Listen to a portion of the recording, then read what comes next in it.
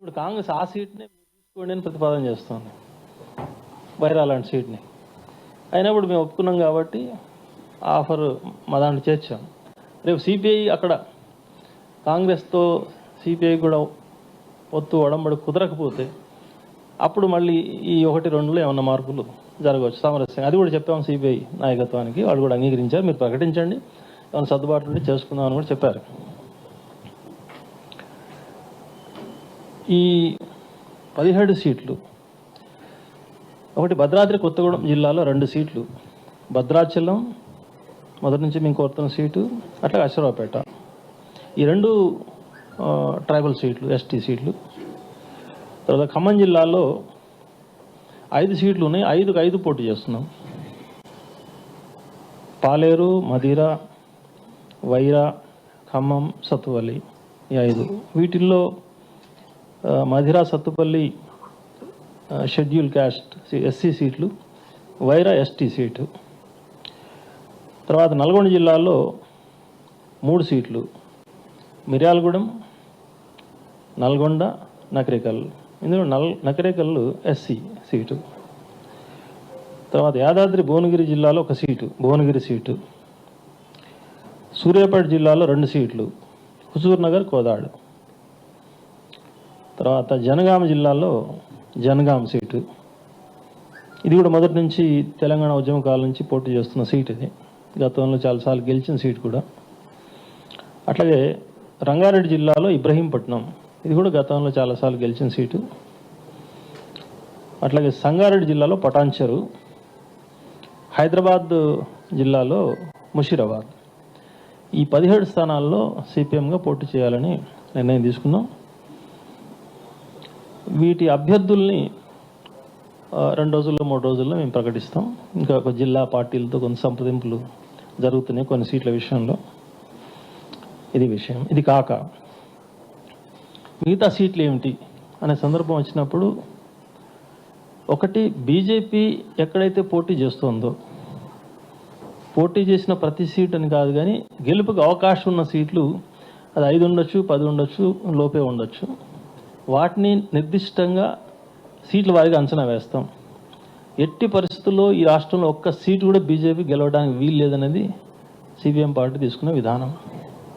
మా central party విధానం కూడా అది. అట్లాంటి సీట్లలో బీజేపీ గెలిచే ఛాన్స్ ఎక్కడెక్కడ ఉందని అంచనా వేస్తే అక్కడ బీజేపీని ఓడించే పార్టీ ఏదైతే దానికి ఓటేయాలి. అది కాంగ్రెస్ కావచ్చు, కాంగ్రెస్ అయితే కాంగ్రెస్కి ఓటేసి గెలిపిస్తాం, బీజేపీని ఓడిస్తాం. ఒకవేళ ఏదైనా సీట్లో టీఆర్ఎస్ఏ బీజేపీని ఓడించే పొజిషన్లో ఉంది మునుగోడులాగా అని అనుకుంటే ఆ టీఆర్ఎస్కైనా ఓటేస్తాం, బీజేపీని ఓడిస్తాం. తప్ప బీజేపీని మాత్రం గెలవనీయకూడదు అనేది మా విధానం. ఇది బీజేపీకి సంబంధించి. అట్లా బీజేపీ గెలిచే అవకాశం ఉన్న చోట్ల ఆ రకంగా గెలిపించే పరిస్థితి అసలు మేము పోటీ చేయడం అనేది ప్రసక్తే లేదు. బీజేపీ గెలిచే అవకాశం ఉన్న చోట మేము పోటీ చేయడం అనేది ఉండదు. గెలిచే వాళ్ళకి సపోర్ట్ చేస్తాం. ఇక మిగతా సీట్లు అన్నప్పుడు ఏ రకంగానైతే బీజేపీని కాదనుకుంటున్నాం, లెఫ్ట్ కావాలనుకుంటున్నాం. యాక్చువల్గా ఈ ఎన్నికల్లో మా విధానంలో నెంబర్ 1 బీజేపీ ఓడించడం అయితే బీజేపీ ఈ రాష్ట్రం గెలిచే అవకాశం ఏం లేదు. కానీ నెంబర్ 2 మెయిన్ స్లోగన్ మాది ఏంటంటే లెఫ్ట్ని గెలిపించండి, సిపిఎంని అసెంబ్లీకి పంపించండి. ఇది మా స్లోగన్. సిపిఎం, సిపిఐ లాంటి పార్టీలు అసెంబ్లీలో ఉంటేనే పేదల గొంతు వినపడుతుంది, ప్రజల ప్రయోజనాలు రక్షించబడతాయి. మిగతా భూజవ పార్టీలతోటి ప్రజా సమస్యలు అసెంబ్లీల్లో, పార్లమెంటుల్లో చర్చ జరగలేదు. ఇప్పుడు మన అనుభవం కూడా చెప్తుంది అది. కాబట్టి ఎట్టి పరిస్థితుల్లో కమ్యూనిస్టులకు ప్రాతినిధ్యం ఉండాలి అనేది మా సెకండ్ స్లోగన్. థర్డ్ ఏంటంటే బీజేపీని ఓడించడం, సిపిఐ సిపిఎంని గెలిపించడం అనేది అంతవరకు కాకుండా వామపక్ష ప్రజాతంత్ర సామాజిక లౌకిక పోరాట శక్తులు ఎక్కడున్నా సరే వాటిని గెలిపించాలి. మిగతా మేము పోటీ చేయని నియోజకవర్గాలు వీడిని గెలిపించండి, వాడిని గెలిపించండి ఒకటే మోసపోసిన విధానం మేము ప్రకటించదలుచుకోలేదు. నియోజకవర్గాల వారీగా అక్కడేదో ఒక పోరాట శక్తి ఉంటుంది. ఒక చోట కొన్ని బీఎస్పీ ఉంటుంది, ఇంకొక చోట ఏదైనా లెఫ్ట్ పార్టీలకు సంబంధించిన వాళ్ళు ఉంటారు, కొంతమంది విప్లవ పార్టీలు అనుకునే గ్రూపులు కొన్ని అక్కడక్కడ పోటీ చేస్తున్నాయి. వాటిల్లో ప్రజల పక్షపాతిగా ఉన్నవాళ్ళు, తగిన ఓట్లు తెచ్చుకునే అవకాశం ఉన్నవాళ్ళు ఎక్కడుంటే అక్కడ వాళ్ళకి సపోర్ట్ చేయాలని మేము నిర్ణయం తీసుకుంటున్నాం. ఆ క్రమంలో కొన్ని సీట్లు ఎక్కడ అవకాశం లేని చోట ఈ ప్రధాన భూజవ పార్టీలు పోటీ చేసే చోట కూడా ఎక్కడన్నా వాళ్ళకి వీళ్ళకు మద్దతు ఇవ్వాల్సిన అవసరం కూడా రావచ్చు. అట్లాగే సిపిఐ ఒకవేళ ఈ వాళ్ళు కూడా తెగదెంపులు చేసుకొని మాతో కలిసి ఉంటే వెల్ అండ్ గుడ్. అట్లా కాకపోతే కూడా ఒక సీటుకో 2 సీట్లకు ఒక కాంగ్రెస్తో అడ్జస్ట్మెంట్ అయిపోయి సిపిఐ పార్టీ వాళ్ళతో కొనసాగుతారో లేదు తెలియదు. కొనసాగితే సిపిఐ పోటీ చేసే సీట్లలో అటు కాంగ్రెస్ మద్దతుతో ఉన్నప్పటికీ సిపిఐ పోటీ చేసే సీట్లో సిపిఎం పోటీ పెట్టకూడదు, సిపిఐకే ఓటు వేయాలి అనేది కూడా నిర్ణయం తీసుకున్నాను. ఉదాహరణ ఇప్పుడు కొత్తగూడెం, చెన్నూరు సిపిఐ కేటాయించామనేది చెప్తున్నారు. ఆ 2 సీట్లు కేటాయించారా లేదు, మార్పులు జరుగుతున్నాయి, ఎవరో బలమైన నాయకుడు చేరాడు కాబట్టి చెన్నూరు ఉండదు, ఇట్లాంటి వార్తలు వస్తున్నాయి. వాటి జోలికి నేను పోవట్లేదు, కామెంట్ చేయట్లేదు. ఆ 2 సీట్లు సిపిఐకి అట్లాగే కొనసాగితే ఆ 2 సీట్లు కూడా సిపిఎం పోటీ పెట్టదు. అక్కడున్న సిపిఎం ఓట్లని సిపిఐకే వేస్తాం. ఈ రకమైన వైఖరి తీసుకోవడం జరిగింది. మా వైఖరిని, తీసుకున్న నిర్ణయాల్ని మీరందరూ ఆమోదించాలని తెలంగాణ ప్రజానీకానికి విజ్ఞప్తి చేస్తున్నాం. ఆ రకమైనటువంటి విధానాన్ని ప్రజలు ఆమోదించడంతో పాటు సిపిఎం అభ్యర్థులు, కమ్యూనిస్ట్ అభ్యర్థులు, పోరాడే శక్తులు వాళ్ళని బలపరచడం, అసెంబ్లీకి పంపించడం అవసరం అని చెప్పి తెలంగాణ ప్రజానీకానికి విజ్ఞప్తి చేస్తున్నాం. కమ్యూనిస్టులు లేని శాసనసభలు దేవుళ్ళు లేని దేవాలయంలాగా ఉంటాయి. అందువల్ల ఖచ్చితంగా ఆ ఎర్ర జెండాలకు ప్రాతినిధ్యం ఉండడం ఒక లక్ష్యంగా మేము పనిచేస్తున్నాం. ఆ లక్ష్యానికి సహకరిస్తారేమో ఈ పొత్తుల ద్వారా కొంత ప్రయత్నం చేసిన మాట నిజం. కానీ వాళ్ళకు ఆ సద్బుద్ధి లేకపోవడం విచారకరం. ఈ రకంగా నిర్ణయం తీసుకోవడం కొంత బాధాకరం అయినప్పటికీ ఈ నిర్ణయాన్ని తెలంగాణ ప్రజానీకం ఆమోదించాలని విజ్ఞప్తి చేస్తున్నాను. Thank you.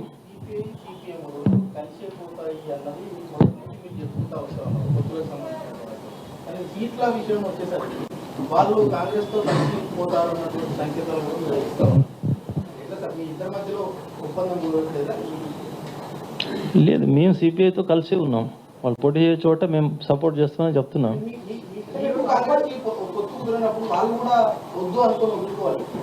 అది వాళ్ళని అడగాల్సిన ప్రశ్న.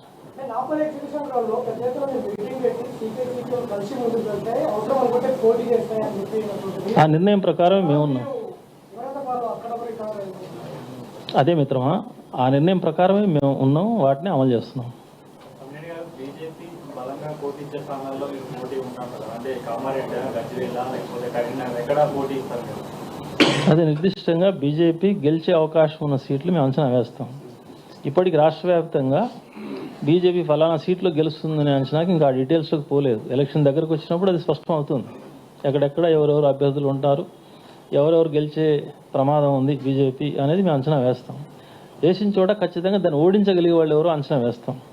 అక్కడ టీఆర్ఎస్ ఓడిస్తుందా, లేక కాంగ్రెస్ ఓడిస్తుందా, లేదు ఇంకెవరైనా అభ్యర్థి ఓడిస్తాడా అంచనా వేసి ఓడించే వాళ్ళకి మేము మద్దతు ఇస్తాం.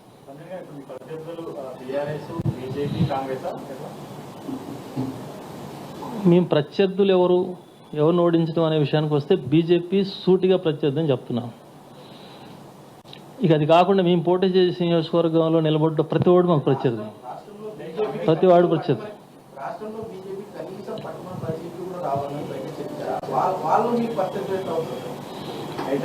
రాజకీయ టీఆర్ఎస్ ప్రభుత్వంలో ఉంది, వాళ్ళు ప్రజా వ్యతిరేకంగా పరిపాలన చేస్తున్నారు. స్పష్టంగా ఆ విధానాలకు వ్యతిరేకంగా పోరాడుతున్నాం. ఈ రాష్ట్రంలో టీఆర్ఎస్ విషయంలో అది భూముల విషయం కానీ, కార్మికుల విషయంలో కానీ, ఆశాల అంగన్వాడీల విషయంలో కానీ, మున్సిపల్ వర్కర్ల విషయంలో కానీ, ప్రతి విషయంలో ఇళ్ల స్థలాల గుడిసెల విషయంలో కానీ ప్రతి విషయంలో నిత్యం పోరాడుతున్న పార్టీ ఏదంటే సిపిఎం పార్టీ. కాబట్టి సమస్యలు ఇచ్చా ప్రత్యర్థి టీఆర్ఎస్ కూడా ఈ రాష్ట్రంలో. అట్లాంటి చోట పోరాటాలు అణిచే చోట, పోరాటాలకు వ్యతిరేకంగా ఉన్న చోట, అట్లాంటి అభ్యర్థులు ఉన్న చోట వాళ్ళని ఓడించమనే నిర్ణయం కూడా తీసుకుంటాం మేము. ఎక్కడైతే కాంగ్రెస్ పార్టీ అభ్యర్థులు ప్రజా వ్యతిరేకంగా ఉంటారో అక్కడ సందర్భాన్ని బట్టి వాళ్ళకి వ్యతిరేక నిర్ణయాలు తీసుకుంటాం. ఏమైనా సిపిఎంని ఫోకస్ చేయడం, కమ్యూనిస్టులను ఫోకస్ చేయడం, పోరాట శక్తులను ఫోకస్ చేయడం అనేది మా టార్గెట్గా ఉంటుంది.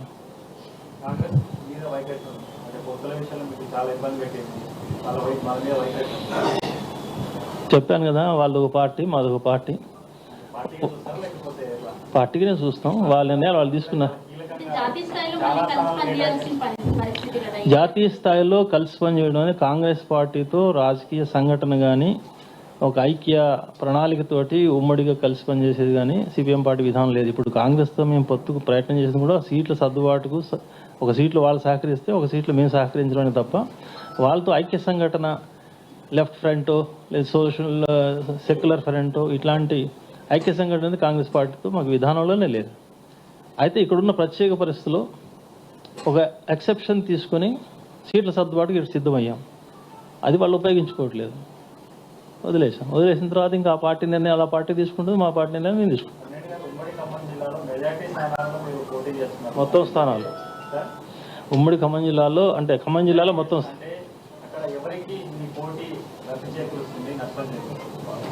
ఎవరికి లబ్ధి చేస్తుంది మేము పట్టించుకోవట్లేదు. కమ్యూనిస్టులు లబ్ధి జరగాలని మేము ప్రయత్నం చేస్తున్నాం.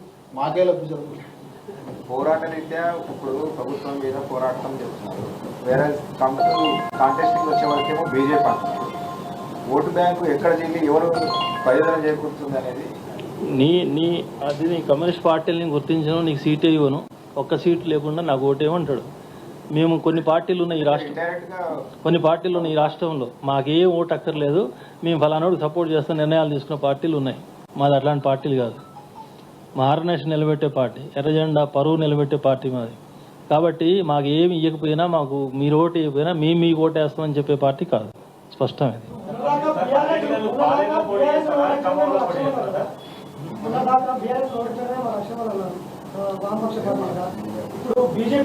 బీఆర్ఎస్ ఓడించడం కానీ కాంగ్రెస్ను ఓడించడం కానీ మాకు లక్ష్యం కాదు. ప్రజా పోరాటాలు నిర్మించడం మాకు లక్ష్యం. బీఆర్ఎస్ పరిపాలనలో బాధపడ్డ ప్రతి వర్గాన్ని ఆర్గనైజ్ చేస్తాం, ఆ ప్రభుత్వ విధానానికి వ్యతిరేకంగా ఫైట్ చేస్తాం. అది ఇంకా నిర్ణయించలేదు.